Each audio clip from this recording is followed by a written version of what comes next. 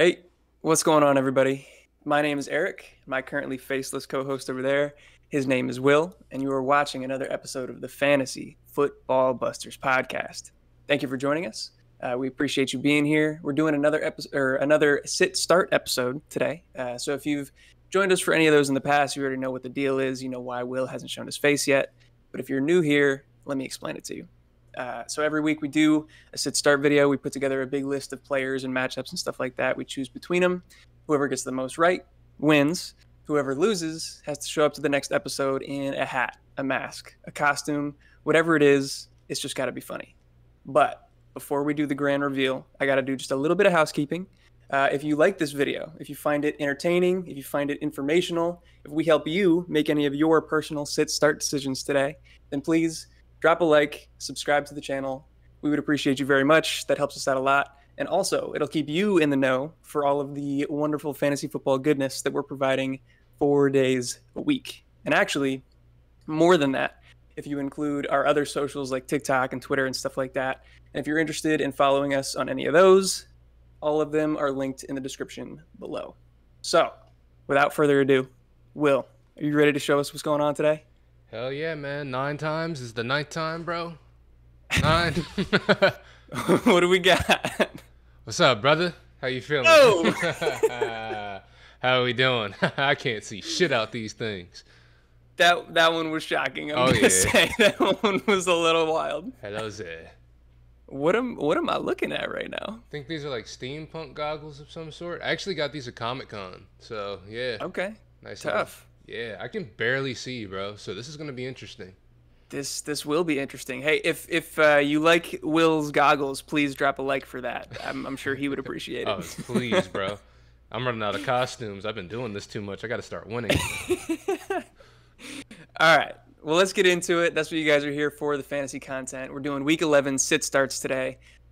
We do have a few buys this week. We got Jacksonville, Miami, Seattle, and Tampa Bay all on bye. So we're keeping that in mind as we go into the week.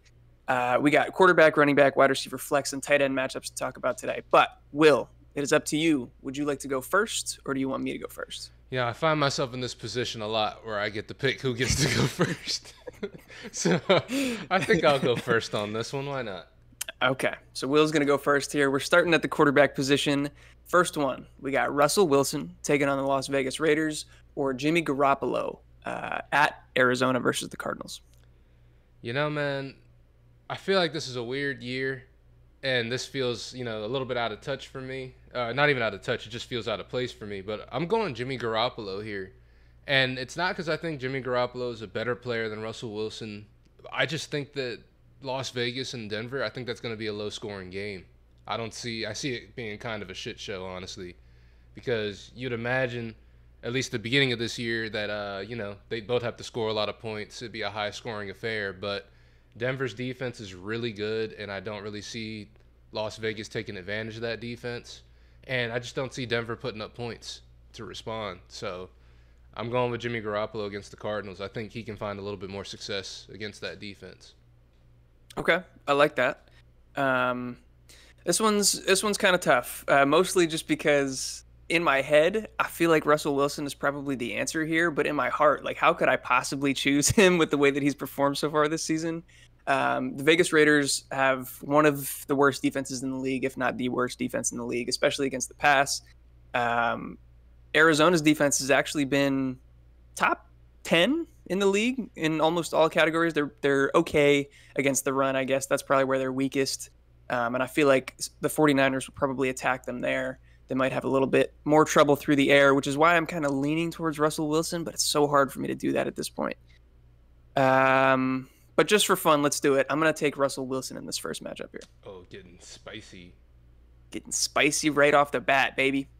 I really But let's get into... see, bro. It's crazy. I can do the highlighting if you'd prefer. Yeah, I don't know what any of these colors are, bro. I'm hovering. Everything's red, bro. What color do you give to yourself? I think I'm usually red and you're blue. Are you red? Yeah. Okay. All right. Oh, whatever. It's fine. We'll do it this way. Sorry. I apologize, everybody. This is not your problem to deal with. But Here we go. All right, it's fine. Matchup number 2, Marcus Mariota taking on Chicago at home, or Daniel Jones also at home versus the Detroit Lions. So this one is mine to pick right off the bat. Both of these guys have actually been pretty decent so far this year. They've probably overperformed expectations. Neither of these defenses are going to be tough matchups. Chicago's been pretty easy against the pass. Detroit has been maybe the worst defense against the pass in the league. I just trust the Giants' offense to move the ball better. I know that we kind of had the situation last week where we had a Daniel Jones sit start, and I picked the other quarterback because I thought Saquon was just going to run all over the field and they weren't going to have to pass. That ended up being the case, but I think Detroit is at least going to score a little bit more than I think it was the Texans last week, so they might have to throw some more. I'm going to go with Daniel Jones here. Yeah, I completely mirror that sentiment. I trust the Giants offense to even throw the ball. You know what I'm saying? It's not something Yeah, that like Atlanta has consistently done throughout this year, and I don't like you said against Chicago. I don't know. Chicago's kind of been putting points up as well, but I don't trust the game planning over there in Atlanta at all. So yeah, I'm going Daniel yeah. Jones against Detroit. All right, I dig it. We're in agreement for the second quarterback matchup. Let's move on to the running backs. In this first one here, we got Brian Robinson versus the Houston Texans in Houston, or Jamal Williams at New York versus the Giants. Okay, so we know last week Brian Robinson got a good amount of the running work. It's not A quite lot. yeah 26 carries, to 20 be exact. 26 carries to Antonio Gibson's 14 carries, right? Yeah. Something like that. Yep. So yeah, definitely getting more of the lion's share over there, and against Houston next week, who, as we just talked about, not the best run defense in the world, one of the worst actually. And we've got Jamal Williams, who's I guess on a better offense. I don't know. Detroit's kind of been playing kind of weird, and the Giants' defense isn't amazing, but they're not as bad as a lot of people will try to give them credit for. I think in this instance, I'm going to go with Brian Robinson. I just think that I almost made a really bad pun that I just didn't do on purpose. That's crazy. I think I think he has an opportunity to just have a really good game against the Texans. Yeah. Yeah, it seems weird because Brian Robinson has been relatively inefficient, and Jamal Williams, I think, is he still in the league lead or close to the league lead for touchdowns? He's got to be up there. I think he is still in the lead. I'm taking these off, man. God damn, it's bright as fuck. Oh shit. Still looking good. I like him on the forehead. Thank That's you. the look. Thank you. But anyway, yeah. So Brian Robinson, he's been inefficient. We haven't seen him produce all that well for fantasy so far, and Jamal Williams, we really have. But I think the matchup really dictates this one for me. Like you said, the Giants' run defense has actually been pretty decent, and I think that they're gonna make life tough for the Lions in this one. Whereas I think Washington probably gonna have their way with Houston, and for that reason, I think I'll go with Brian Robinson as well. Yeah, and just a quick fact check, just because I did look it up. Jamal Williams third in touchdowns. Currently, Nick Chubb is first with 11. Austin Eckler is second with 10. Jamal Williams is third, tied for third with Derrick Henry with 9.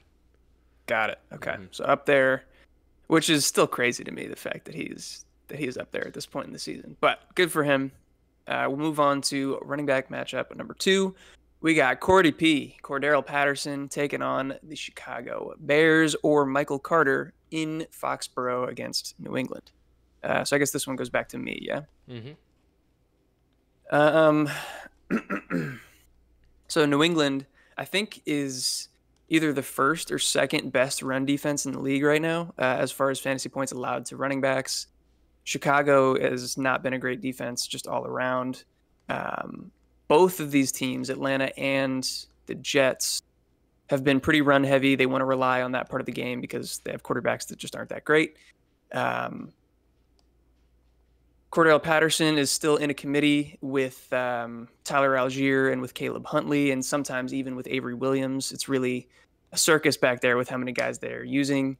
Michael Carter is also in a 50-50 split with James Robinson. So this one's tough. Similar situations. The matchup is definitely easier for Cordero.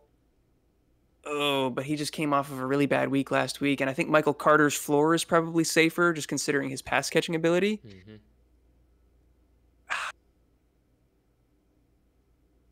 I'm gonna go with Cordero just because of the matchup, but clearly I'm not super confident in that. Yeah, I think I'm gonna go with Michael Carter just because I do like that safe floor play. We know that if New England does end up putting up points, Michael Carter is gonna stay on the field because he's the guy they're gonna use on those for the passing down work a lot.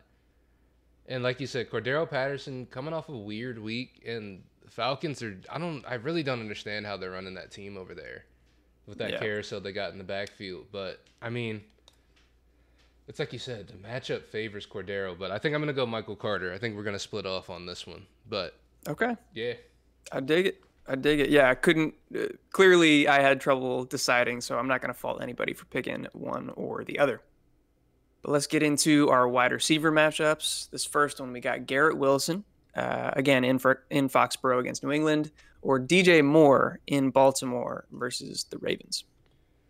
so this is a weird one because we got a rookie going up against somebody who we kind of touted as one of the more highly ranked wide receivers coming into the season. And the Panthers have been largely disappointing. DJ Moore, a big part of that. Uh, and Garrett Wilson, it seems like he's kind of gotten that Elijah Moore role that we thought Elijah Moore would have this year, that he sort of had last year. And I think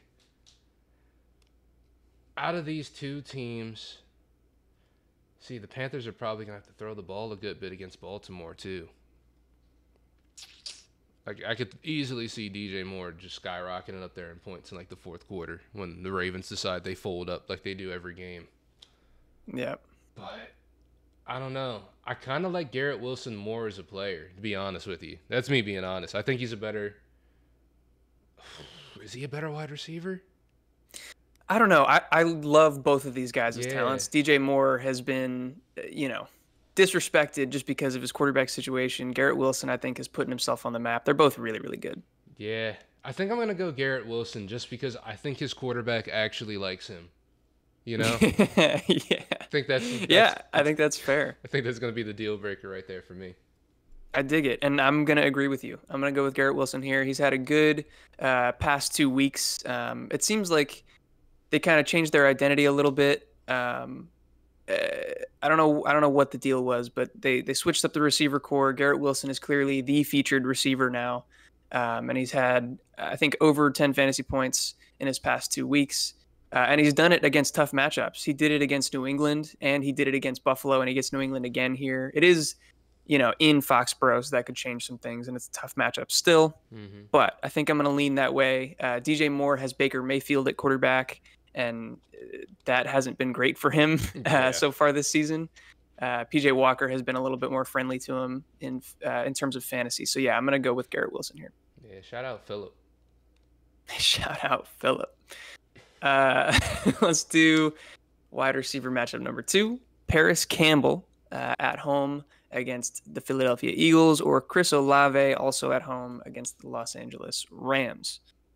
So this one is, to me, Paris Campbell, in games where Matt Ryan has started, has looked really, really good and has been very productive for fantasy. They seem to have a good rapport, and he's really outproduced Michael Pittman in a lot of those games. Hmm. Chris Olave started the season very, very hot. He's another young wide receiver that I think is incredibly talented. Is going to be in this league for a long time, but he's cooled down a little bit as of late with just the rest of the Saints team. They've been struggling. Andy Dalton has been struggling. There's a little bit of question as to who the quarterback is going to be this week, but I heard from Nick Underhill. I didn't hear from him. I saw from Nick Underhill that he believes Andy Dalton is going to get the start again this week. So the matchups are both kind of rough. I think I'm going to trust Chris Olave in this one, mostly because I'm worried that with Philadelphia's good corners, but also with their good pass rush, they're going to make it tough on Indianapolis offensive line that's been struggling, and Matt Ryan, who can't really handle the pressure. Yeah, I completely agree with that, especially with Philly's new acquisition they got this week. They think they picked up Linval Joseph. who not really known for being great in the passing game, but known for being great in the run game. Definitely a run Yeah. stuffer. Yep. But it's just making a stout defense even more stout. And to be honest with you, last week we saw Terry McLaurin take a lot of advantage of this defense against Philly and whatnot. But I don't really think Paris Campbell or Michael Pittman are as good as Terry McLaurin. To be honest with you, I don't think either of them Agreed. are game changers in that sense. But Chris Olave against the Rams, I got a feeling it's going to be one of those games where both teams are struggling. But I still think both of them are going to score a lot too. Like it's just going to be a lot of back and forth from two um, pretty bad teams, to be honest with you. I don't know what this Rams Yeah. team is going to look like next week without Cooper Cup at all. Could be pretty ugly. Yeah, it could get ugly, and I'm going to take advantage of that to say Chris Olave's got a good opportunity to eat in all that chaos. So I'm going to go with I Chris dig it. Olave here. Cool. We are in agreement once again. Let's move on to our flex positions here. This first one, some more high level names, at least to the fantasy community. We got Deebo Samuel taking on Arizona in Arizona, or Tony Pollard going to Minnesota to face the Vikings. Now, do we know, is Zeke coming back this week?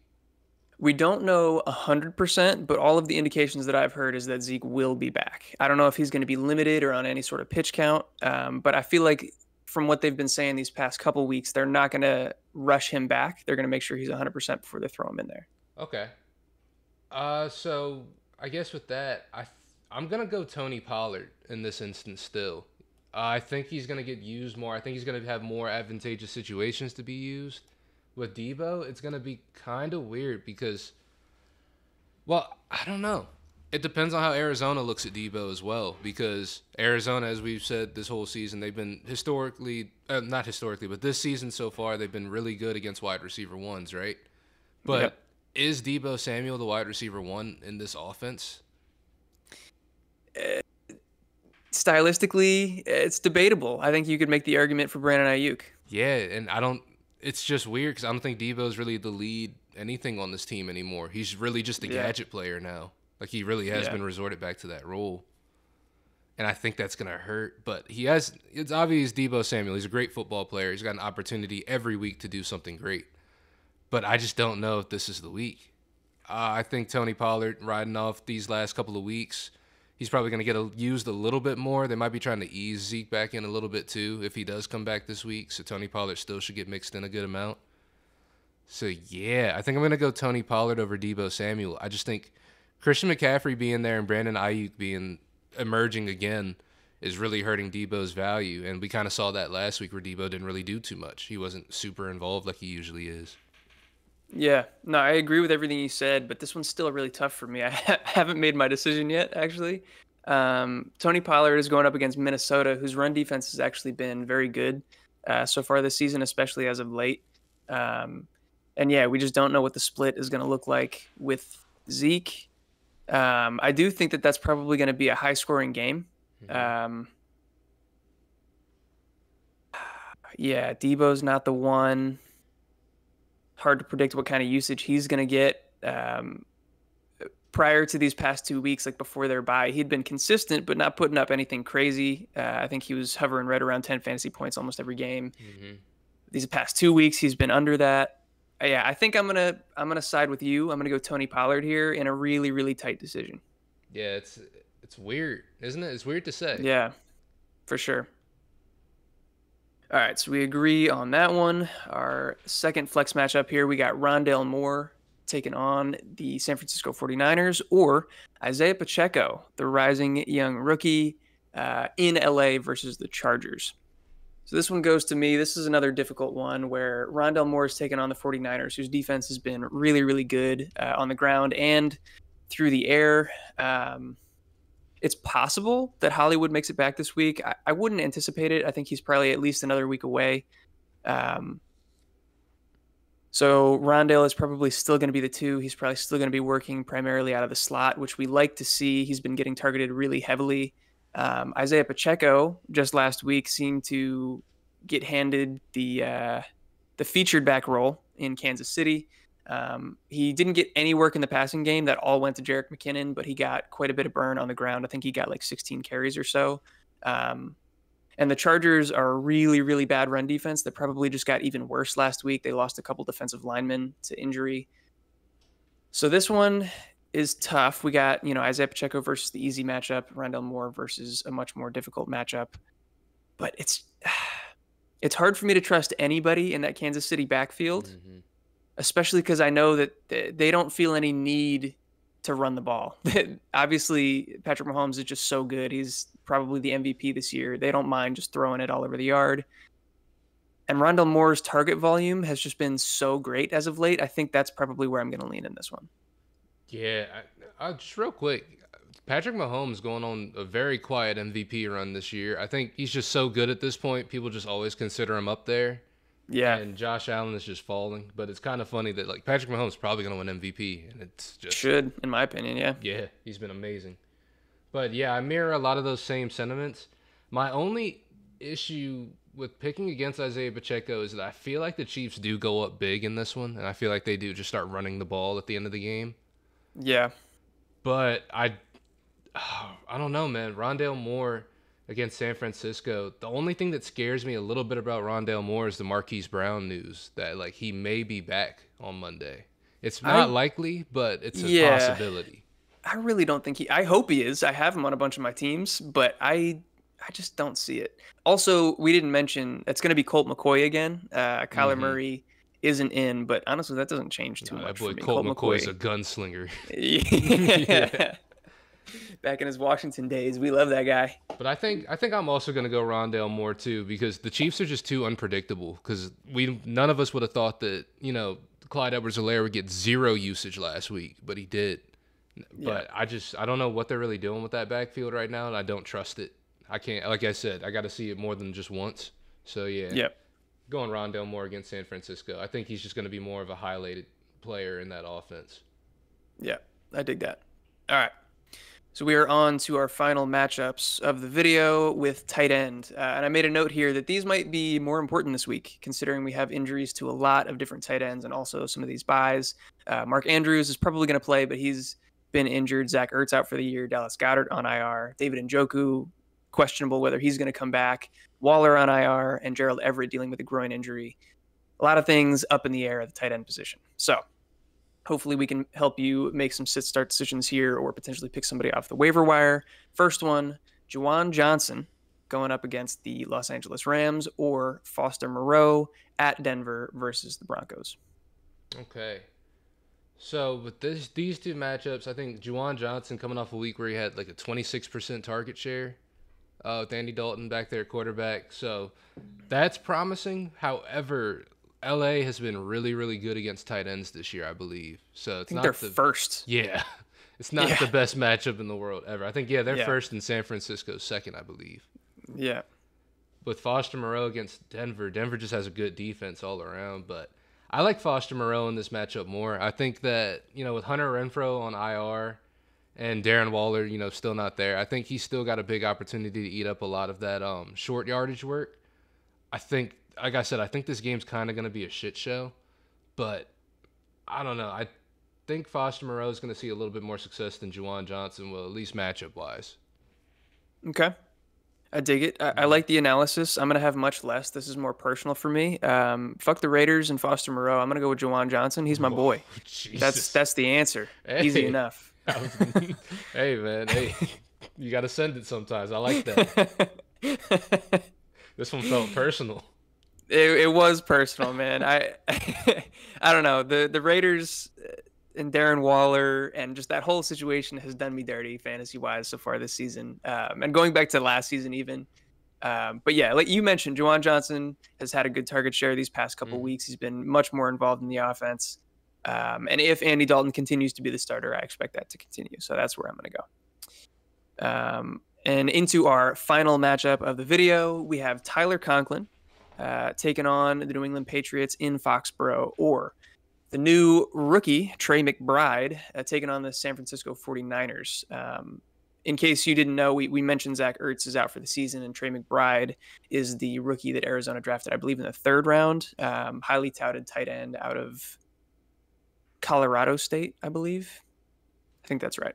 Yeah, I think so. I'll double check, but I'm pretty sure you're right. Yeah.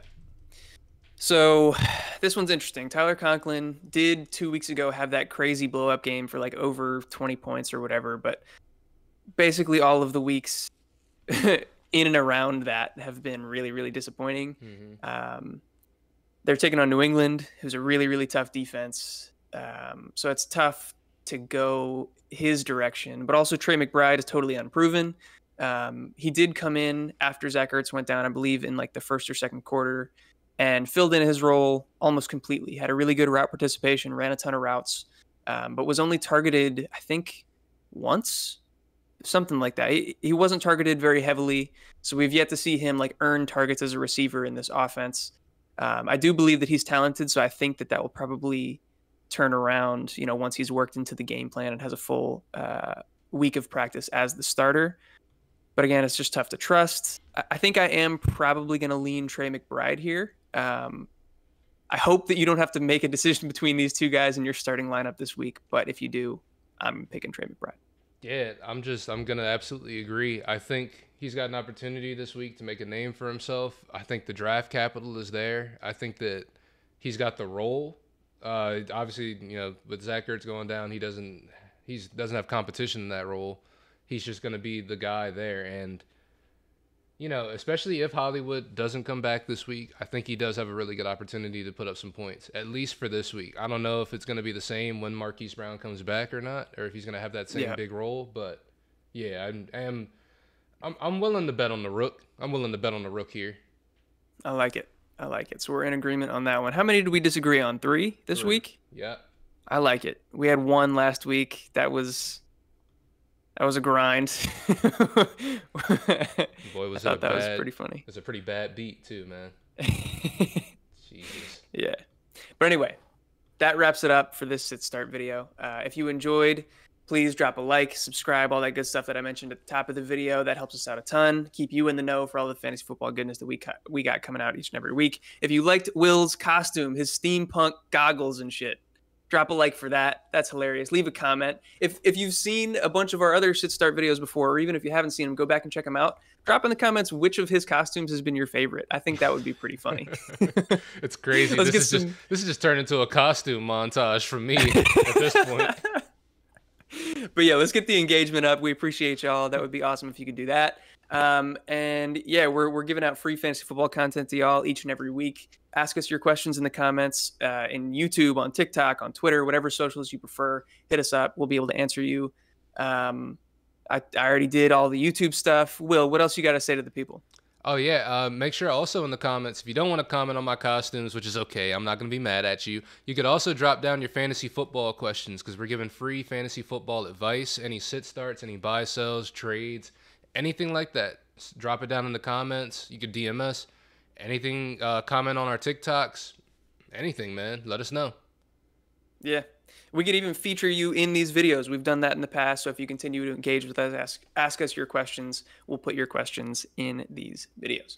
Mm-hmm. So thank you for joining us. If you stuck with us till the end, we love you as always. And we'll catch you in the next one. Peace. Peace.